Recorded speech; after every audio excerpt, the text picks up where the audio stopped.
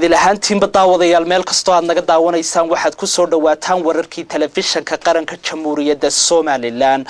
oo saacadahan oo kale aad ka dheehataan TV-ga qaranka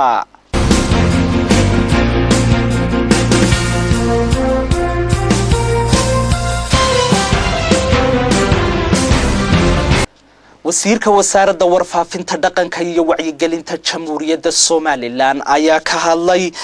qiimaha ay qaranka Soomaaliland ugu fadhido maalinta la soo noqoshada madax banaanida Soomaaliland ee 18 May iyo sida loogu baahan yahay in saxaafadda dalku ay xoog u saarto muujinta macnaha maalintan iyo sooyaalkii taariikheed ee dalka warkaasi waxay noo eegaya wariye Cali Caana Dhame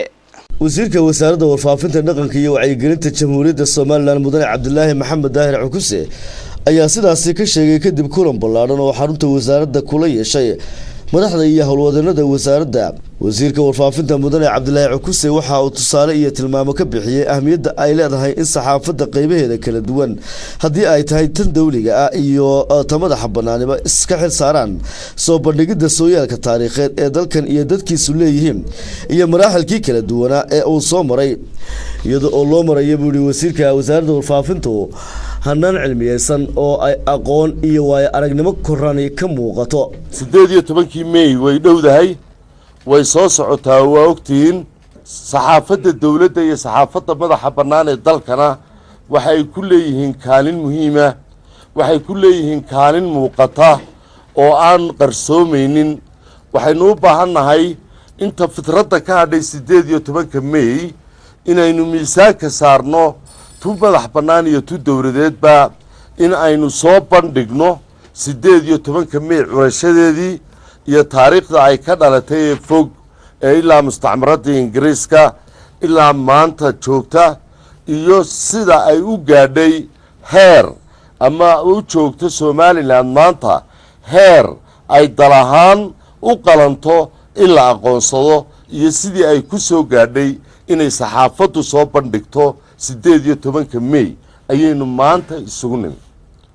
sida ay u soo bandhigayaan haddii ay noqon lahayd TV-yada oo ku tartama TV-yada madaxa bannaan iyo ka dawladda oo ku tartama xoogana saara sida ay u soo kala hor urursanayaan iyo sida ay isugu geynayaan iyo sida ay u dhisayaan barnaamijyo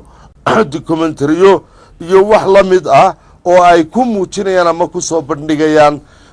maskaxda tacabka badani ku baxay iyo sabirka badani ku baxay iyo waqtiga badani ku baxay ee ay Soomaaliland ku kasbatay maanta inay soo gaadho heerkan ay ka iftiimayso geeska ee ay tahay dal u qalma in la aqoonsado mudane Cabdullaahi Maxamed Daahir Cukuse wasiirka warfaafinta jamhuuriyadda Soomaaliland waxa uu sheegay in saxaafadda oo amraayadii dalka looga baahan yahay maadaama oo ay fooda inagu soo hayso maalintii dib u soo noqoshada madax banaanida Soomaaliland isla markaana ay gooni isu taagtay 18 May in dunida la tuso oo laga taariikheeyo midnimada iyo hadafka mujtamaca Soomaaliland doorkooda wax qabsi iyo sababaha ay tahay in dunidu garawsato kana hesho aqoonsiga ay xaq ugu leedahay Soomaaliland waxaynu doonaynaa inaynu magacaawno guddiyo waxaynu samaynaynaa guddiyo qabanqaabo oo hawsha ka howlgala iyo tiimam u diyaar garooba soo diyaarinta barnaamijyadaas oo aynu waqti hore bilaabi doono idaacadaha TV-yada iyo wargeysyada intaba sidii hore aynu u diyaarin jirnay inagoo aad ugu mahadsan yihiin shaqaalaha dawladda iyo kuwa madaxa bannaaniba mar walba hayaabina haddii aan kuwa madaxa bannaanna idin raaciyo hayaabina waxaynu nahay dhammaanteen muwaadiniin dhammaanteenna xilka ina saarani inkastoo uu midna kii dawladda yahay midna kii madaxa bannaana yahay marka 18 May laga hadlayo muwaadin kasta oo Soomaaliland kaalinta kaga beegani waa kaalin laga sugayo muwaadin walba inuu guto waanaynu u simannahay ilaalinteeda iyo soo bandhigideeda labadaba xil weyn oo muwaadinimo ayaa ina wada saaran gudashadiisuna aanay fududayn waxaynu doonaynaa inaynu maskaxda tuujino oo caqliga isugu geyno in ay bal Soomaaliland iscabirto idinka muraayadu iscabiridaas muraayadu tiin waxaynu u baahannahay inaad noqotaan qaar dadka u soo bandhigi kara maaha inagoo keliya cid kasta oo daawanaysa oo dhegaysanaysa inaa u soo bandhigi kartaan taariikhdii uu ku kasbatay Somaliland inay halkan ku soo gaadho iyo sida ay wax u qabsatayba dhinaca nabadgelyada dhinaca horumarka bulshada dhinaca dhaqaalaha waxaan doonayaa kale oo aan ku dardaarmaya saxaafadda dawladda iyo madaxa bannaanba had iyo jeer inaynu isku dayno inaynu xasuusnaano marka aynu wax faafinayno in mas'uuliyadda koowaad ee ina saaran ay ka mid tahay dhismaha mujtamaceen dhismaha aynu qaab wanaagsan mujtamaceenna u dhisayno oo mujtamaceenna wixii ay dagaaladii hore ee dhici jiray iyo dawladnimo la'aantii hore ee la soo maray ay ka dhintay dhismaha mujtamaca wixii ay dhaqan ahaan ka dhintay inaynu dib u kabno ayaynu isku dayaynaa in fiican oo badanna waynu qabanay inta dambena inaynu qabanaa baynu u baahannahay oo aynu mar walba wax qorayno ama aynu wax faafinayno idaacad iyo TV iyo jariidadba iyo website-ba inaynu waxa madaxa ku haynaba lagama maarmaana kulankani wasiirka warfaafinta iyo shaqaalaha wasaaradda oo ay goobjoogna ka ahaayeen warbaahinta gaarka loo leeyahay waxa uu halkaasi kaga xog waramay howlihii dib u habeynta gunnada shaqaalaha iyo halka ay haatan marayaan isaga oo sheegay in badan oo ka mid ah wax laga qabtay waxyaabaha ka dhiman welina ay hawshoodii socoto dhaqsano lagu tala jiro in loo soo gunaado arrinta kalena waxa weeye aan saaka idinku yeeray wasaaradda warfaafinta mar hore waxaynu sheegnay inaynu reform samaynayno reformkii in badan oo ka mid uu suurto galay in badan oo ka midina wuu socdaayo processkii bay ku jirtaa wasaarad muransan iyo khilaaftoon adeer ma jiro halkani waa wasaarad way isku duuban tahay sidaa shaqaalihii u tihiin madaxdeedina ay ku adeer u yihiin ay u fadhiyaan ayaynu wasaarad u nahay ninka aan inagu jiro mad badan baynu nahay 600 oo qof baynu gaadhnaa 2 qof iyo 3 qofba way inagu jiri karayaan oo iska u beer nugul ama oo calool jilicsan inay xanta suuqa dhageystaan iyagoo xarada ka rawacay xarada markaad ka rawaxdo xanta suuqa ha dhageysan ilaa xarada adaa joogay waxa iyagu waa transparent haddii aydan maanta ilahayn wasiir Cabdilaahi waadigii kuwa reerkiina u buriyay haddaydan ilahayn miyaa tahay leedin qabyaalad baad ku shaqaysaa miyay leedin qof baad iska maagtaa iska cadaadisaa miyay leedin war waan u hiilin doonaa ka shaqaystayna suga ka shaqaystayna waan u hiilin doonaa suga laakiin ugu simoo isoo gaadhsiiya oo suuqa ha u ashkatoonine iisoo ashkatooda miyaa xun tahay oo agaasmahaaga waaxda u sheeg oo haddaad ku qanci weydo ka sarreeyo u tag oo maareeyahaaga u tag oo agaasimaha guud u tag oo wasiir ku-xigeenka u tag oo ii kaalay oo xitaa haddaynu mar wada hadalno ha qancina waa la samraaye ii kaalay oo igu soo noqo wasiirka wasaaradda warfaafinta dhaqanka iyo wacyigelinta jamhuuriyadda Soomaaliland mudane Cabdilaahi Maxamed Daahir Cukuse oo ay shirkaasi ku weelinayeen agaasimaha guud ee wasaaradda warfaafinta Cabdirashiid Jibriil Yuusuf iyo maareeyaha TV-ga Khadar Cali Gaas iyo madaxda kale ee waaxaha wasaaradda waxa uu halkaasi geesta kale warbixin kaga dhageystay xubno ka mid ah shaqaalaha wasaaradda warfaafinta kuwaasi oo cabashooyin u soo gudbiyay gudoomiyaha degmada Ibraahim Koodbuur ayaa xariga ka jaray sariibad cusub oo laga hirgeliyay xaafadda Xira Awr ee degmadaasi Ibraahim Koodbuur ee magaalada Hargeysa warkaasina waxay noo eegaya wariye Khadar Quule munaasabad ballaaran oo xadhiga lagaga jariyay sariibad cusub oo laga hirgeliyay degmada Ibraahim Koodbuur halkii ay hore u ahaan jirtay sariibadii Jaamac Gunti sariibadan oo loo bixiyay hodan ayaa waxa ka soo qayb galay xildhibaano ka tirsan golaha deegaanka caasimadda Hargeysa iyo mas'uuliyiin kale ugu horreyn waxa halkaasi ka hadlay gudoomiyaha degmada Ibraahim Koodbuur waxaanu sheegay faa'iidada ay leedahay sariibadani gaar ahaan xaafadda Xira Awr waxaana hadaladiisii ka mid ahaa gudoomiyaha degmada Ibraahim Koodbuur waxaan u mahadnaqayaa dadweynaha degmada degan degmada degan ee horumarka wada ee wadooyinka samaysanaya ee sariibadaha samaysanaya iyagana waan u mahadnaqayaa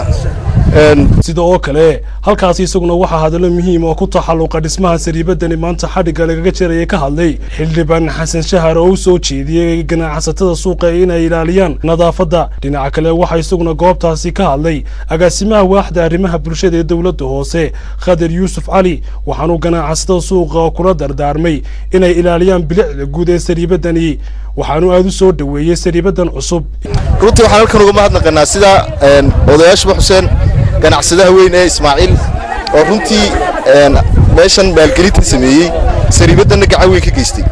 annaga dawlad hoose ah way naga go'an tahay inaanu dhiiri galino cid kasta oo bulshada runtii waxay u baahan wax u taraysa. iyaguna waxa goobtaasi ka hadlay odayaasha iyo waliba ganacsatada sariibadani, waxaanay sheegeen inay aad ugu mahad celinayaan ganacsadii dhisay iyo waliba sida ay dawladda hoose u barbar taagan tahay. waxaana yiraahdeen waxaanu aad iyo aad ugu faraxsanahay in loo dhisay sariibadaasi dadkii u baahnaa. publishka aad iyo aad u fara badan yahay sariibad iyo 2 iyo 3 ba saxaafadana way qaadaysaa. waxaanana ku faraxsanahay in sariibad loo dhiso halkan aad iyo aad ayay muhiim u noqotay. gebagabadii waxaa xadhigga ka jaray xildhibaan Cabdi Cali oo laga soo doorto degmooyinka 26 Juun iyo Ibraahim Koodbuur, waxaanu cadeeyay oo aad u soo dhaweeyay sariibadani hodan ee laga hirgeliyay xaafadda Xero Awr, waxaana isagoo xadhigga ka jaraya hadaladiisii ka mid ahaa. labada qodob ee ugu muhiimsan waxa weeye nadaafadda inaad ilaalisaan, midda labaadna waxa inaad cashuurta ku dadaashaan sidaad u bixin lahaydeen. labada qodob waa labada qodob ee dawladnimadu ku dhisan tahay. nadaafadii waa caafimaadkii naftiina iyo dadweynaha aad ka iibinaysaanba.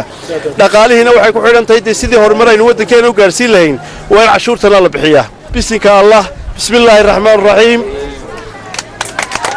wararka naga soo gaaraya gobolada iyo degmooyinka dalka ayaa waxaa ka mid ah gudoomiye ku-xigeenka golaha deegaanka ee degmada Buuhoodle iyo xubno ka mid ah golaha deegaanka ee degmadaasi ayaa maanta kulan la yeeshay qaar ka mid ah ururada dhalinyarada iyo haweenka ee iyagu ka dhisan degmada Qorolugud. kulankan oo ahaa mid si weyn loo soo agaasimay isla markaasina aanay u kala hadhin guud ahaanba qaybaha kala duwan ee bulshada ku dhaqan degmada Qorolugud ayaa ahaa mid muhiimadda lagu saarayay adkeynta nabadgelyada iyo horumarinta degmadaasi Qorolugud. waxaana dhammaanba xubnihii kala duwanaa ee munaasabadaasi ka hadlay ay si weyn ugu dheeraadeen in loo baahan yahay in laga wada shaqeeyo horumarinta degmada Qorolugud iyo waliba adkeynta nabadgelyada, iyo sidoo kale taageero u muujiyay gobasha nabadeed ee la filayo in 20 bishan ay ka furanto deegaanka Coodanle. waxayna dhammaanba xubnihii kala duwanaa munaasabadan ka hadlay ay si isku mid uga dhawaajiyeen baahiyaadka asaasiga ee ka dhiman degmadaasi Qorolugud kuwaas oo u baahan in wax laga qabto. waxaa farxad weyn ah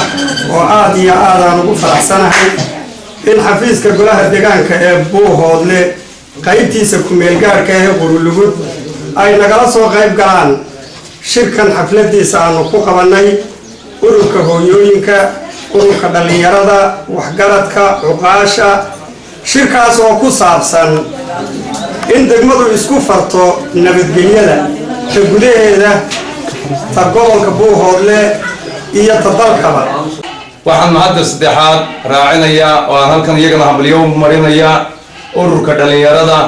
ee iyagoo istaakuleeyay, iyagu isqabanqaabiyey, iyagu ka midho keenay inay raadiyaan nabadii deegaanka oo ay ka midho dhaliyaan oo kala go'a deegaanka dadweynaha gobolka reer Buuhoodle kala go'a ka yimi ka midho dhaliyaan. annagu haddaanu nahay ururka dhalinyarada Tawakal, barnaamij ahaan waxaa naga go'an nabadda geed dheer iyo geed gaaban inaanu u fuulno, waayo nabaddu waa shayga koobaad ee nolosha qofka bini'aadamka. in badan imika waxaanu ku jirnay wacyigelin inaanu samaynay deegaano badan inaanu soo marno, taasoo aan cidinaga taakulaynayn oo aanu annagu garanay inaanu soo marno. suudaanka iyo caaqilka iyo garaadku intuba markay kuu qaadaan waa inay dhalinyaradu istaagtaa, waa inay ururada hooyooyinku istaagaan. waxaanu isgarabsanayna oo arrintaa nagala shaqaynayay ururka hooyooyinka Basradir Cali ay u tahay garabka haweenka Basradir. imika taageersanahay oo aanu doonayna anagu dawladeeda waanu doonayna waanu taageersanahay waanu jecelahay xididada ugu jira waxa weeye dawladda Soomaaliland ayay maxay ku jiraan xildhibaanana annaga nin u baanu aragnay imika wax noo qabtay waxa weeye ninka la Cali Mareexaan. waxaan leeyahay madaxweynaha iyo marwada iyo dhammaan inta xilka haysa in ay xaaladeeda qiimeeyaan oo ay noo keenaan wixii wali aan u baahannahay, hadday tahay safay, hadday tahay ambalaas hadday tahay wado kulankan oo ahaa mid si weyn loo soo agaasimay ayaa waxaa soo qabanqaabiyey ururka dhalinyarada wadaniga ah ee Tawakal kaasi oo inta badan ka shaqeeya adkeynta nabadgelyada jaamac boodacade TV-ga qaranka Somaliland aynaba halka aad warkaasi kala socotaan waa telefishanka qaranka Jamhuuriyadda Somaliland xaruntiisa dhexe ee magaalada Hargeysa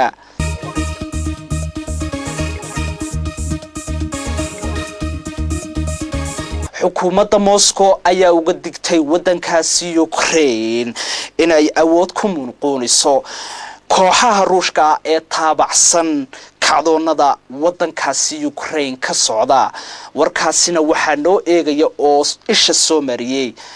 Maxamed Ibrahim Dembil dalweynaha Ruushka ayaa uga digay dalka Ukraine inay awood u isticmaasho kooxaha Ruushka taageersan ee mudaharaadyada iyo rabshadaha kaga soo horjeeda xukuumadda dalka Ukraine tikirata ka soo baxday madaxtooyada Ukraine oo uu soo saaray madaxweynaha wadankaasi Alexander Tenkenov ayaa ugu baaqay kooxaha taageersan Ruushka ee rabshadaha ka wada gobolada bari ee wadankaasi inay hubka dhigaan kana tagaan goobaha dhismayaasha dawladda ee ay xoog ku haystaan ama ay waajahaan hadii kale sharciga la dagaalanka argagixisada ay dhawaan ansixiyeen baarlamaanka wadankaasi hogaamiyaasha dunida ayaa ka cabsi qaba inay xaaladdu ka sii darto iyadoo rabshaduhu ay wali ka sii socdaan wadankaasi hogaamiyaasha Ukraine ayaa sheegay inaanay ogolaan doonin inay dib u soo noqoto waxa ka dhacay Crimea oo hore Ruushku ula wareegay sidoo kale Ruushka ayaa ballan qaaday in uu difaaci doono dadka asal ahaan Ruushka ka soo jeeda ee ku nool gobolada bari ee wadankaasi Ukraine Mareykanka ayaa ugu baaqay Ruushka inuu shaaciyo dhismaha xarunta ciidan oo qaadaysa 40,000 oo askari oo laga dhisay meel u dhow xuduudda u dhaxaysa ama ay wada leeyihiin Ruushka iyo dalweynaha Ukraine intaasna daawadayaal waxaanu ku soo afmeeraynaa warkii telefishanka qaranka Jamhuuriyadda Somaliland warkan iyo warar kale oo faahfaahsanba waxaad ku daawan doontaan baahimahayaga dambe ee soo socda aniga iyo waliba asxaabtii igala qayb qaadatay dhanka kamarada soo diyaarinta warka iyo waliba habaynta warku waxaan idinku dhaafaynaa is aragti maqal dambe ka hor assalaamu calaykum waraxmatullaahi tacaala wa barakaatuh